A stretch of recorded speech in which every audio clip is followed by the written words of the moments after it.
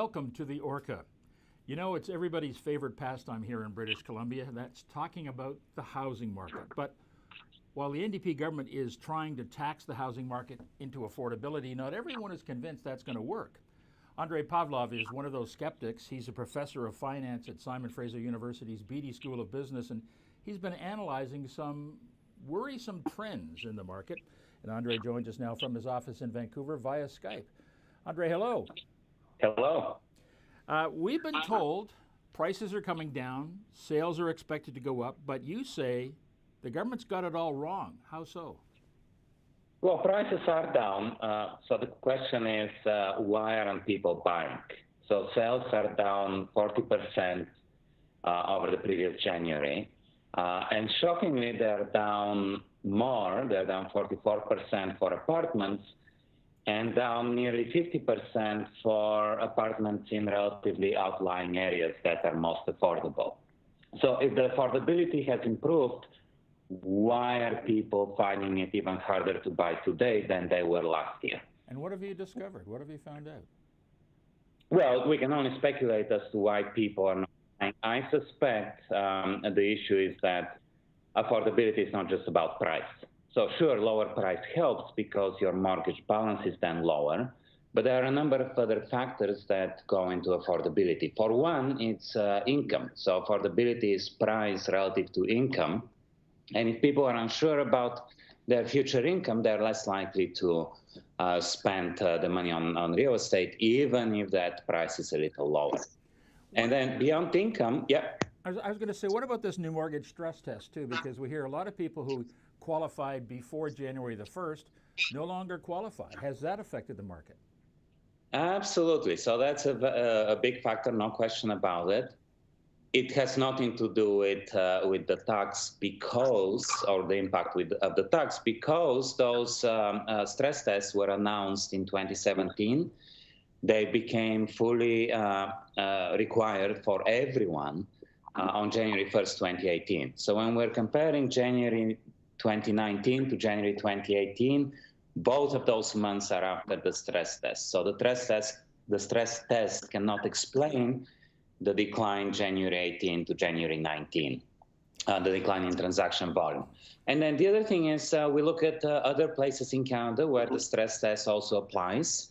For example, Toronto. And in Toronto, transactions are not down. They're flat year over year.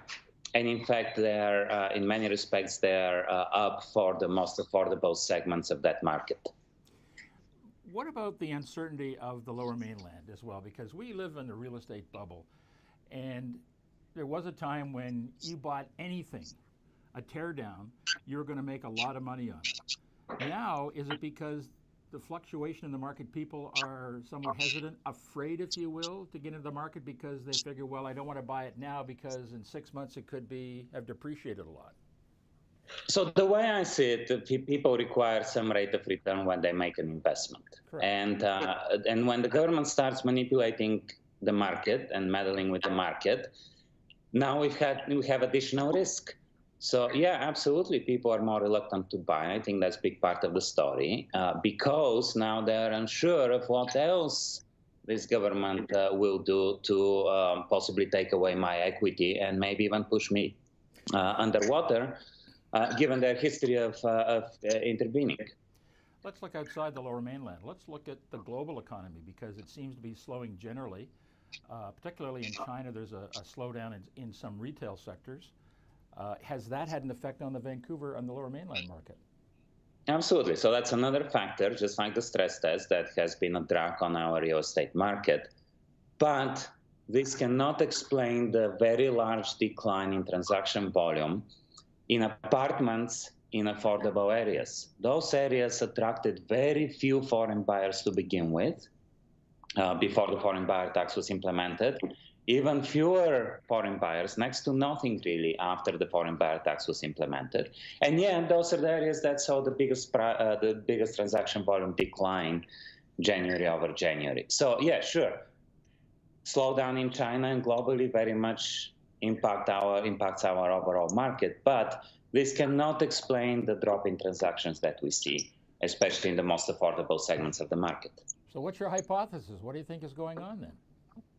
Well, I mean, I think you said it right. People are worried that that their investment in real estate is no longer safe because the government has demonstrated they're very willing to, in my view, arbitrarily meddle with the market.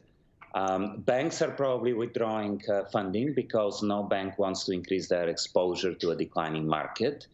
So that raises mortgage costs on top of the stress test.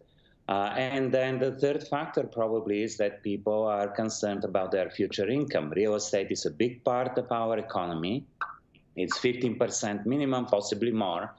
You take away a third of that, as is projected to happen over the next 3 or 4 years, well, that's going to be a substantial drag on our economy. And if people feel uncertain about their future income, then they're less willing to make a major purchase like a real estate purchase.